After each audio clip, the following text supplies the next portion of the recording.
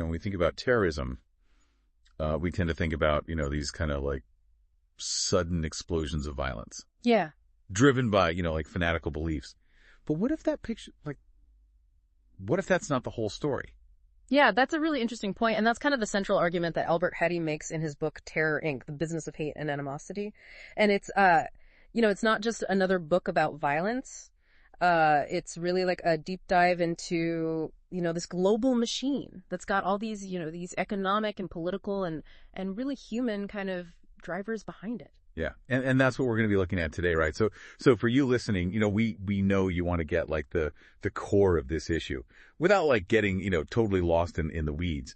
And that's kind of our goal here. We're going through Hadi's research, and, he's got all these firsthand accounts from conflict zones to try to get to like the surprising facts and, the really key insights that can help us to redefine how we think about terrorism today. Yeah, I think one of the key shifts that Hadi highlights in the book is this idea that terrorism has transitioned. It's not just these kind of random acts anymore, but really like deeply rooted, organized systems that are meant to generate fear. Right.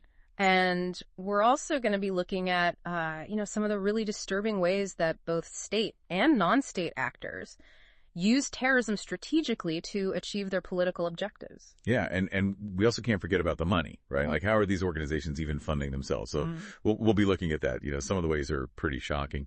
And also, we can't ignore the psychology of it. How is fear actually cultivated? Yeah. And how are people drawn into, these radical worldviews? Yeah, and I think, one of the most important parts of the book is that Hadi really focuses on the human cost of terrorism, the impact it has across generations. And, why it's so important to really understand what drives this phenomenon if we ever want to develop effective strategies to counter it. Exactly.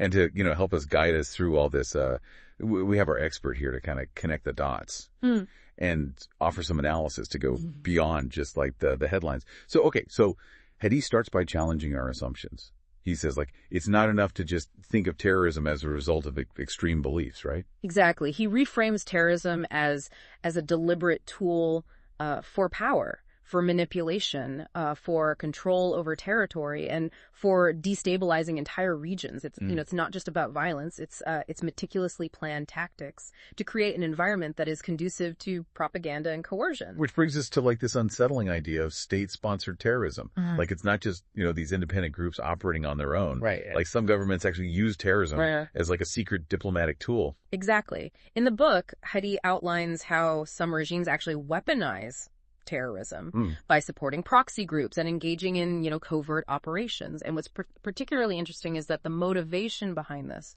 is often to fabricate external threats. And he specifically mentions how the U.S. and Western democracies are often blamed as a way to divert attention from their own internal issues. Oh, wow. And, rally public support through, manufactured fear and suspicion. Wow. So it's like creating a phantom enemy to distract from the real problems. Precisely. At home. Yeah. And then you have these non-state actors, the extremist groups. They're evolving too, especially with all the technology that we have. Absolutely. Hadi emphasizes how these groups are becoming increasingly adept at integrating traditional violence with, the power of modern technology. So they still carry out conventional attacks, but they've also embraced the digital realm for things like recruitment, spreading radical content, and coordinating their activities. And they're also using things like cyber warfare and sophisticated money laundering techniques, including the ancient Hawala networks to fund their operations. So it's like this dangerous synergy of political ideology with a profit-driven model. Exactly. It's not just about the cause anymore. It's like a business. It is. But, Hadi also brings it back to the individual level. He examines the human cost and what leads to radicalization. Yeah, this is a crucial dimension of the book. Hadi really emphasizes that, behind every act of terrorism, there's a personal story. And often the journey towards extremism is marked by personal trauma, feelings of isolation, and this deep sense of injustice. And extremist groups, they're experts at exploiting these vulnerabilities. Right. They offer not just an ideology, but also a sense of community and this feeling that they're part of something much bigger than themselves. And they capitalize on, cultural and religious and social grievances to create these incredibly powerful bonds. Yeah. And it makes you ask that question, why do people join these groups and stay committed? Yeah. or even, sacrifice themselves for these causes, it's clearly much deeper than just simply believing in an ideology. Definitely. There's got to be something else going on Yeah. psychologically and socially. And, speaking of psychology, Hadi goes into how terrorism itself is designed to cause widespread fear and chaos. Yes. And the psychological manipulation is key here. Leaders of terrorist organizations understand that. By instilling terror, they can achieve far more than just inflicting casualties. Right. Their aim is to disrupt the very fabric of society, to erode trust in institutions and in the rule of law. And the digital age has really amplified this effect. It has. A single act of violence can spread so quickly through social media and the 24/7 news cycle and create this ripple effect of fear and anxiety around the globe. Yes, the impact is magnified like 100 times over. Absolutely. And Hadi argues that this manipulation of fear is a deliberate strategy, right? It is. To provoke governments into overreacting and further destabilizing societies from within. It's pretty insidious. It is. So let's kind of shift gears a little bit and talk about the financial aspects, because as the title Terror Inc. suggests, there's this whole economic infrastructure behind all of this. Absolutely. And chapter 4 of the book really provides a detailed look at the different ways that these organizations are making money. And some of them are pretty surprising. Yeah, so give us some examples. Well, drug trafficking is a major funding source for a lot of groups. Okay. And then there's arms trafficking, which is another highly profitable trade. And he also looks at money laundering operations, including the use of ancient Hawala networks, which are really hard for authorities to track. And what's really concerning is that some major cartels are actually collaborating with terrorist groups. Providing not just funds, but also logistical expertise and weapons. Yeah, so for those who don't know, Hawala networks are basically this informal, trust-based system for transferring money across borders without actually moving any physical currency. Exactly. It's like an underground banking system. Yeah, it's based on relationships and reputation. Okay. And, beyond these, Hadi also talks about sex trafficking, which is used for financial gain and as a tool of control. Right. Migrant smuggling, which exploits people who are, desperate for refuge or opportunity. And kidnapping for ransom, which is still a very, high stakes strategy. Yeah. And then, perhaps surprisingly, he also talks about how legitimate humanitarian and religious organizations can be exploited for financing as well. Okay, so it's this whole range of income streams. Yeah. And they're not necessarily isolated. They often intersect and support each other. Exactly. It creates a very resilient financial ecosystem. Yeah. And we can't forget about the state sponsorship that we talked about earlier. Right. It plays a role in supporting these revenue streams. That does. Which makes it even harder to dismantle these networks. Exactly. It's this interplay between political objectives and economic interests that makes countering these organizations so difficult. Yeah, it's like trying to untangle, this giant web with all these threads that are connected. It is. So let's talk a little bit more about the propaganda and radicalization. Yeah.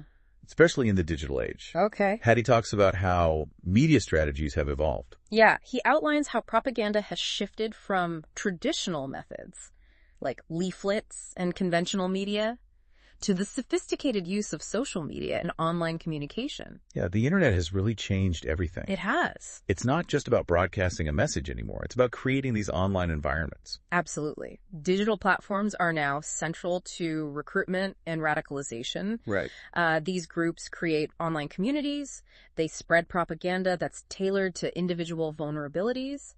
And they use algorithms to reach potential recruits.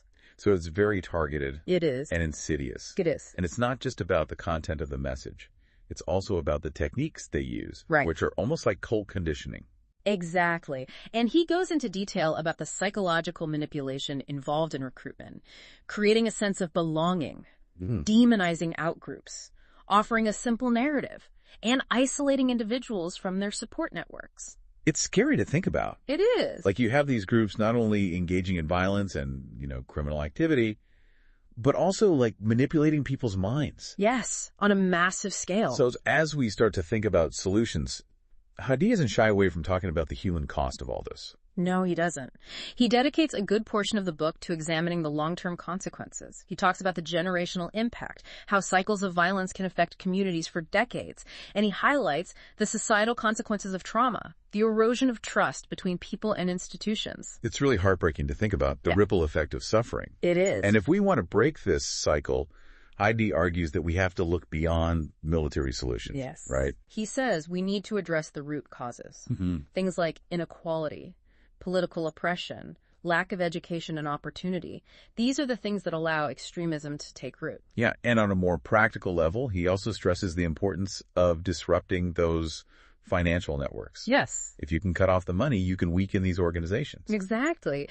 Targeting the economic engine of terrorism is crucial. Yeah. It requires international cooperation, intelligence sharing, and sophisticated financial tracking mechanisms. So Heidi advocates for a more comprehensive approach to counterterrorism. He does. He calls for stronger collaboration, innovative tactics, and a commitment to fostering critical thinking and resilience in communities. So sum up, what are the key takeaways from Terror Inc.?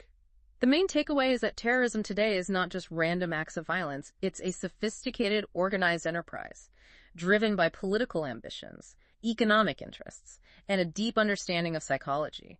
It's a business built on hate and animosity. Yeah, and for you listening, we hope this has given you a better understanding of this issue. It's much more complex than it seems. It is. And it leaves us with a lot to think about. It does. And one question I would leave you with is, given the sophisticated psychological manipulation involved, how can we cultivate resilience to fear-based narratives and promote critical thinking in our communities? That's a really good question. Yeah. Understanding this challenge is the first step towards finding solutions. It is. So thanks for joining us for this deep dive into Terror Inc. Thanks for having me.